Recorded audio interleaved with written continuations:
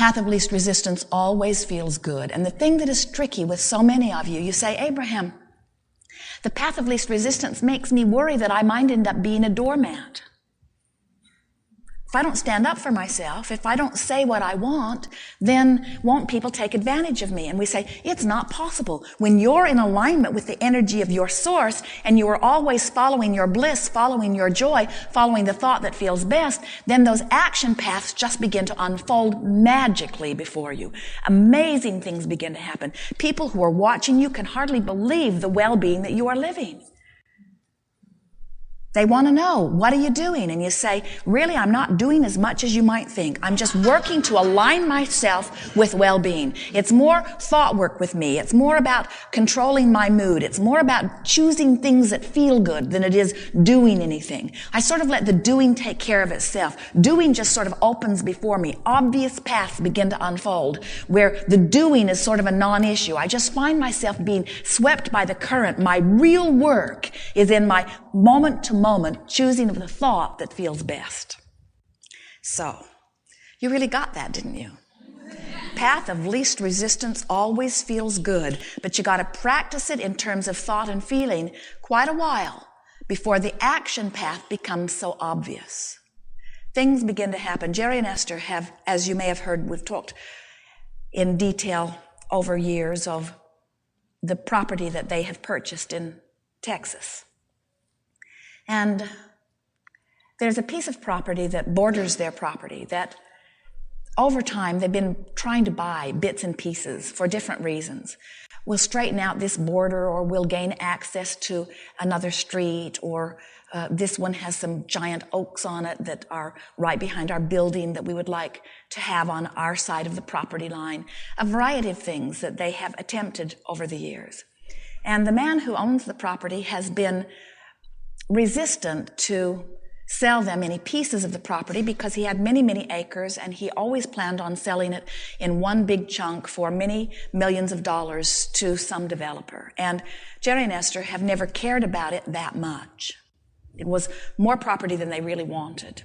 And so, over time, they have just continued to appreciate the beauty of the property that is next to them and appreciate the fact that it is so highly priced that anyone who buys it will undoubtedly do something nice with it, because no one would buy it and do something not nice with it. It costs too much.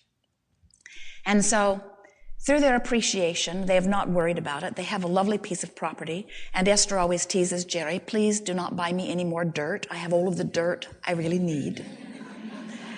Jerry has this love of dirt. And so, recently, they received a telephone call from a very lovely woman who is the widow of this man. He's recently made his transition, and she wants to know if Jerry and Esther would like to purchase the property. And they said, we've always wanted to purchase that property. What do you want? And she spoke a price not so different from what they had been hearing before, although it is a smaller piece of property now. But Jerry and Esther smiled as they realized the resistance seems to have dissipated completely. They said to her, we want to make it easy for you. And she said to them, I appreciate that very much. And they said to her, it is such beautiful property. We've always loved it. And she said to them, there's no one else who would enjoy it as much as you. Nothing else makes sense since it borders your property. And they said, all right, well, this is what we can do. And she said, well, that'll be nice. And she left, and Jerry and Esther looked at each other and said, did we just buy that property? And then, as the day unfolded, Esther's heart began sort of leaping for joy. It took her a little while to get the sense of what had been going on. In other words, this is property that we have been wanting for years, that we didn't allow ourselves to get out of balance about. We just got into the mode of appreciation about it.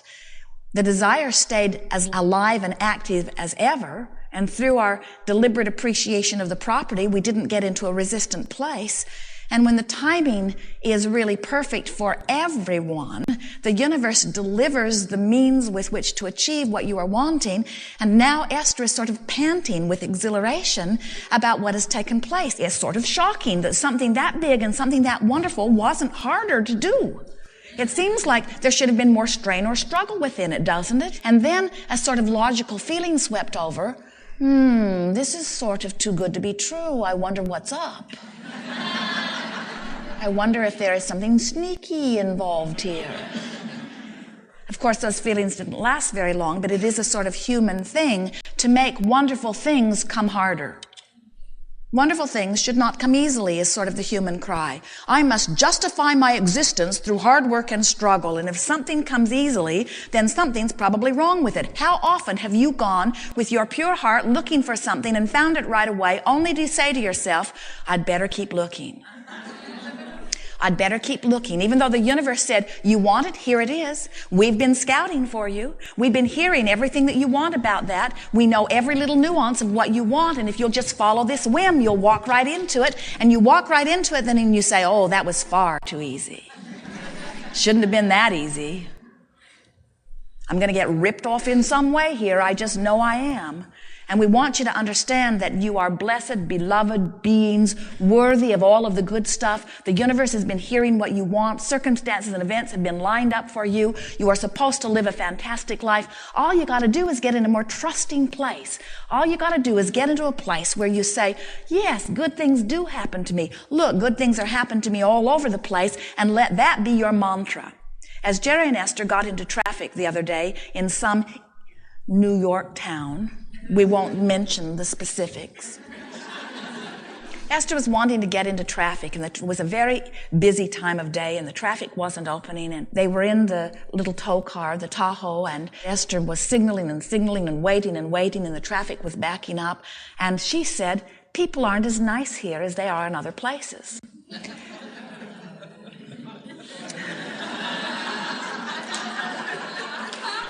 It was her in-the-moment observation from the 5-minute statistical gathering that she had been embarking upon. And Jerry said, we could be here a long time.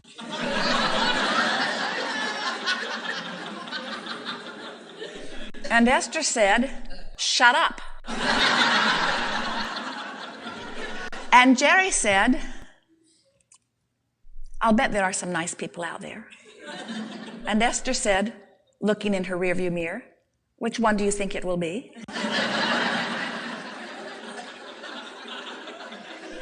And then someone stopped and blinked their lights, saying, sweet Esther, come out.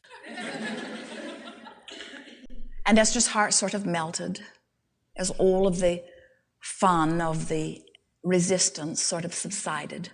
And they pulled out into traffic. And Esther wanted to get right out of her car and go back and kiss the person to prove to herself that she was really back in alignment. And then they wanted to turn left, still on a very busy street, and the car across the way stopped and blinked their lights, indicating that Esther could turn. So she made her left turn, went around the block, came back out to the busy street, still blocked up. A car stopped, didn't blink its lights, but motioned her forward. Nice people are everywhere, Esther announced.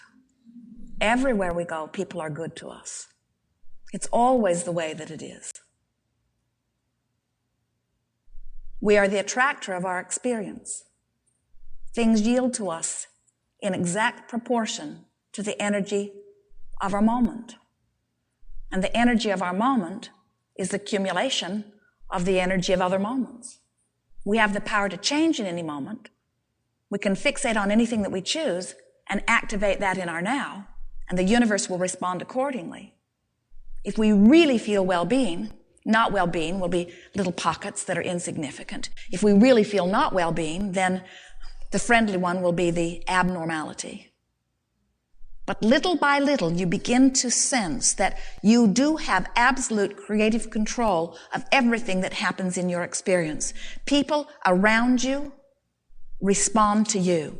So out there in this world of which you are creating, there are those ready to play with you. There are those up to speed with you. There are those in vibrational sync with you. There are those ready to co-create with you. And there are those not even on your wavelength.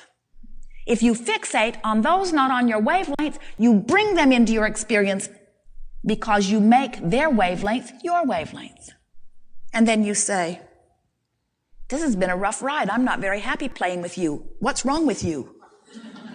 And we say, the world around you is a reflection of the vibration of you. So if they're mostly nice, you're mostly nice. If they're mostly rotten, you're mostly rotten.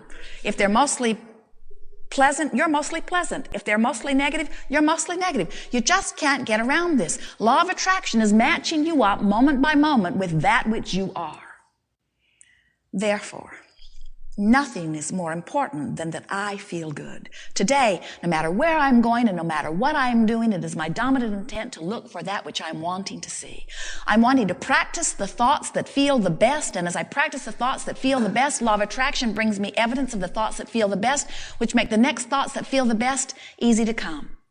But you live in an environment where you are observing a lot of things, and your world is bigger than the microcosm that is vibrating around you. And every now and again, in your attempt to be educated, or in your attempt to be objective, or in your attempt to be well-informed, you look out beyond the vibrational circle that you have honed, and you see something horrific. You see something not wanted. You see something that you place judgment about that reverberates within you. And when you do, if you have, especially if you have been deliberately achieving vibrational harmony with who you are, that negative thought shakes you to the very core of your being. And you say, whoa, that is really something not wanted. And we say, don't get into the place where you believe it is your job to change the world, or to change another, or to change even one thing. It is only your job to change the vibration of your moment. And when you do, different things line up with you. Don't ask this universe to be different than it is so that you can feel better, and the aspects of this universe that are important to you will flow easily to you. You don't go to a food buffet. Well, maybe you do, but it doesn't work out very well. And you look at this stuff and you see something you do not want and you say, yuck, yuck, yuck, I do not want that. And furthermore, it should be omitted from the buffet. Instead, you say, I think I'll have some of this. I think I'll have some of this. And we want you to begin approaching your vibrational buffet in the same way. Let the personalities and the attitudes and the actions of others be like a buffet, some of which you want to fixate on and attract onto your plate, into your experience, and some of which you wouldn't want to eat even if it was on your plate, even if it was in your spoon, even if it was approaching your mouth. In other words, there are some things that you can just get a taste for without having to really live them. And once you begin to get a whiff of something that you do not want, a whiff of something in your own thought, a whiff of something that you're seeing on television, a whiff of something in the newspaper, a whiff of something that you're observing with someone you love, take your attention from it. Take your attention from what you do not want, and eventually it cannot have an active place in your vibration. And when it no longer has an active place in your vibration, it cannot show up in your life in any way, shape, or form. It is illogical. Law of attraction will not allow it. You cannot live what you do not vibrate. So, this is the art of allowing, which is the art of cleaning up my vibration, which is the art of feeling good, which is the art of looking wherever I'm looking for that which feels good. It's the art of wanting to feel good. It's the art of following my bliss. It's the art of appreciation. It's the art of rampages of appreciation. It's the art of the book of positive aspects. It's the art of no matter where I'm going, no matter what I'm doing, it is my dominant intent to look for that which I'm wanting to see. Doesn't that feel good? Yes. We are eager to talk with you about anything that is important to you. No order of business here. We'll help you find your path of least resistance in whatever you are talking about by mostly not talking very much about what you're worried about. We would encourage you not to treat us like your mother.